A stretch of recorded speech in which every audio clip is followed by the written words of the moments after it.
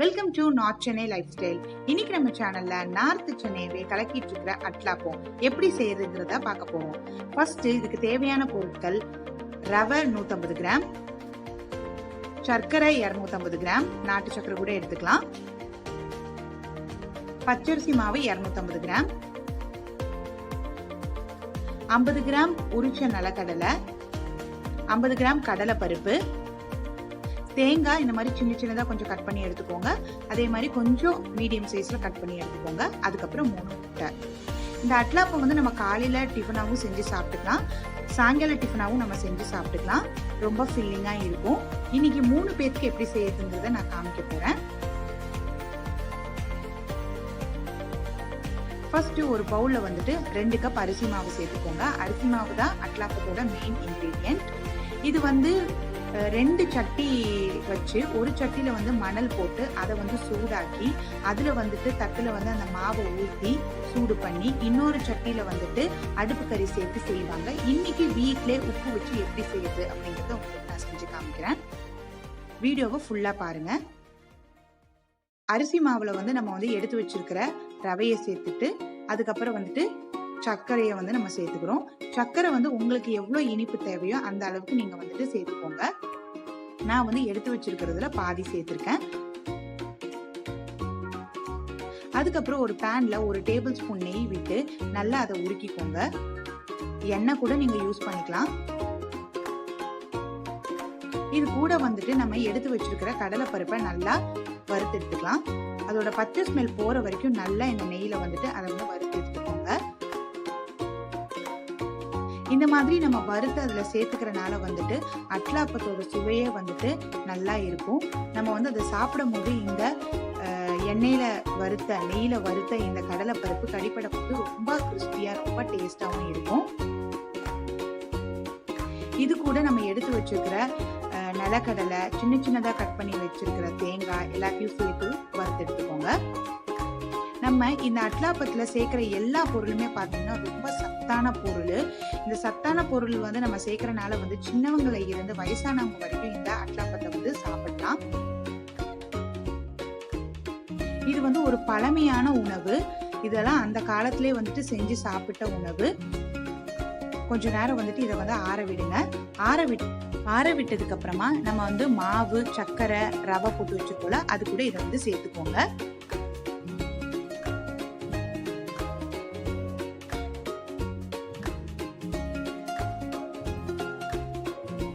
இதை வந்து நீங்க கண்டிப்பா வீட்டுல ட்ரை பண்ணிட்டு எப்படி இருக்குது அப்படின்னு சொல்லிட்டு நீங்க வந்து கமெண்ட்ல சொல்லுங்க. இது கூட வந்துட்டு நம்ம தேவையான அளவு உப்பு சேர்த்துக்கணும். எப்பவுமே வந்துட்டு இனிப்பான பலகாரத்துக்கு கூட நம்ம வந்து கொஞ்சம் உப்பு சேர்த்துக்கிட்டோம் அப்படின்னா வந்துட்டு அந்த இனிப்பு டேஸ்ட் வந்து நல்லா தேர்க்கும். அதனால வந்துட்டு நான் தேவையான அளவு உப்பு நான் சேர்த்துக்கிறேன்.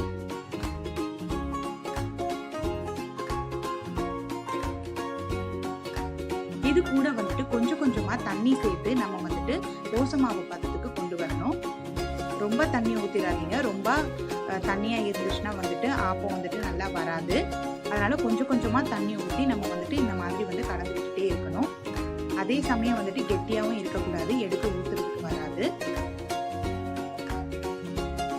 நல்லா இந்த மாதிரி நீங்க கலந்து விட்டீங்க அப்படின்னா வந்துட்டு அதுல நம்ம போட்ட இன்கிரீடியன்ஸ் எல்லாமே நல்லா கலந்து நல்லா மர்ஜ் ஆகி இருக்கும். அப்போ வந்து நம்ம வந்துட்டு ஆப்பம் வந்துட்டு ஊத்தி வைக்கும் போது வந்துட்டு அது வந்துட்டு நல்ல ஒரு டெக்ஸ்டர்ல வரும்.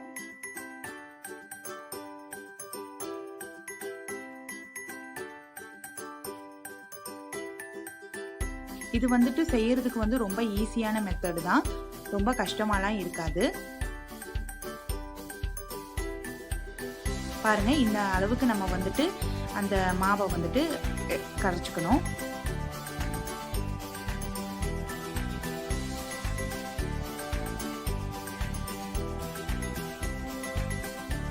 அதுக்கப்புறமா ஒரு கடாயில வந்துட்டு கொஞ்சம் உப்பு போட்டு சூடு பண்ணிக்கோங்க. கறியை விட்டுறாதீங்க.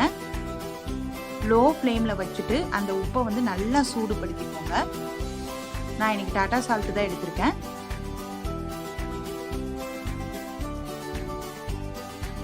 இந்த மாதிரி நம்ம கரண்டி வச்சு இந்த மாதிரி கிண்டிட்டே இருந்தோம் அப்படின்னா வந்துட்டு நல்லா சூடாயிரும்.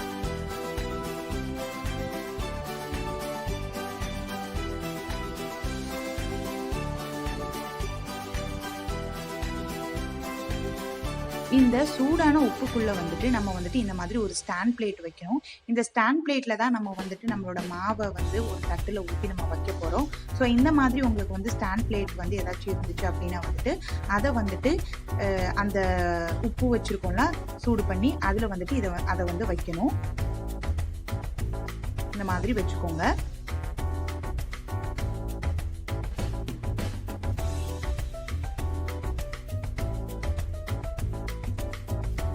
இப்போ ஒரு மீடியம் சைஸ் தட்டு எடுத்து அதில் வந்துட்டு கொஞ்சம் எண்ணெய் விட்டு எல்லா பக்கமும் படுற மாதிரி நல்லா ப்ரஷ் பண்ணி எடுத்துக்கோங்க. இந்த பிளேட்ல வந்துட்டு எல்லா பக்கமும் அந்த எண்ணெய் இருந்துச்சுன்னா தான் வந்துட்டு நம்ம மாவு ஊற்றும் போது வந்துட்டு அது வந்து நல்லா வெந்து வரும். இல்லாட்டி வந்துட்டு ஒரு பக்கம் வெந்து ஒரு பக்கம் வேகாம வரும். அதனால இந்த மாதிரி நல்லா வந்துட்டு ப்ரஷ் பண்ணி எடுத்துக்கோங்க. இந்த பிளேட்ல வந்துட்டு ஒரு 3ல இருந்து 4 கரண்டி வரைக்கும் நம்ம கலக்கி வச்சிருக்கிற அந்த மாவை வந்து சேர்த்துக்கோங்க. உங்களுக்கு எந்த அளவுக்கு மொத்தமா வேணுமோ அந்த அளவுக்கு நீங்க வந்துட்டு மாவை வந்து எடுத்துக்கோங்க.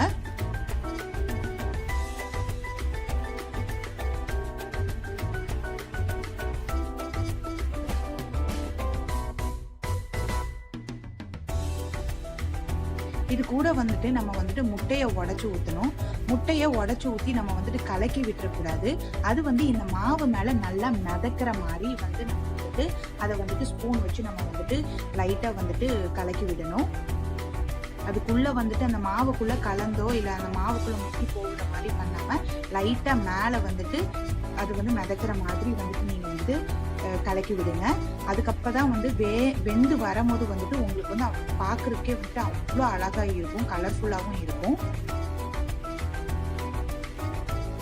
இதுக்கு மேலே வந்துட்டு நம்ம வந்துட்டு தேங்காய் நம்ம பெருசாக கீறி வச்சிருந்தோம்ல அதை வந்து நான் சேர்த்துக்கிறேன். பீஸா, இது வந்து தமிழ் பீஸா அப்படின்னு சொல்கிறாங்க. ஸோ இந்த தமிழ் பீஸா பார்த்தீங்க அப்படின்னா வந்துட்டு ரொம்ப ஹெல்தியான பீஸா. நம்ம வந்துட்டு மைதா மாவு அது மேலே வந்து சில காய்கறிகள் கறியெல்லாம் வச்சு நம்ம சாப்பிட்ருப்போம். ஆனால் அதை விட இது வந்துட்டு ரொம்ப ஹெல்தியான பீஸா. நம்ம வீட்டிலே வந்து ஈஸியாக செஞ்சு சாப்பிட்லாம். இதுக்கு மேலே வந்துட்டு நம்ம வந்துட்டு முந்திரி பருப்பு நம்ம வீட்டில் இருந்துச்சுன்னா நம்ம வந்து அதை வந்து சேர்த்துக்கலாம். இது ஆப்ஷனல் தான். இப்போ இந்த ஸ்டாண்ட் பிளேட்டில் வந்து நம்ம ஊற்றி வச்சிருக்கிற மாவை வந்துட்டு நம்ம எடுத்து வச்சு நம்மளோட பாத்திரத்தை க்ளோஸ் பண்ணிக்கலாம். ஹை ஃப்ளேம்ல வந்துட்டு ஒரு 10ல இருந்து 12 நிமிஷம் வரைக்கும் நீங்க வந்து அதை வந்து விட்டுருங்க. நான் வந்து 12 நிமிஷம் வரைக்கும் விட்டேன். 12 நிமிஷத்துக்கு அப்புறம் வந்துட்டு இந்த மாதிரி வந்துட்டு இருந்தது. இப்போ வந்து இது வந்து நல்லா குக் ஆயிருக்கா இல்லையா அப்படின்னு சொல்லிட்டு நம்ம செக் பண்றதுக்கு வேண்டி இந்த மாதிரி ஒரு ஸ்டிக்கை வந்து நீங்க வந்துட்டு குத்தி பாருங்க. ஸோ ஸ்டிக்ல வந்து எதுவுமே ஒட்டலை, அதனால வந்துட்டு நல்லா குக் ஆயிருக்கு அப்படின்னு சொல்லிட்டு அர்த்தம்.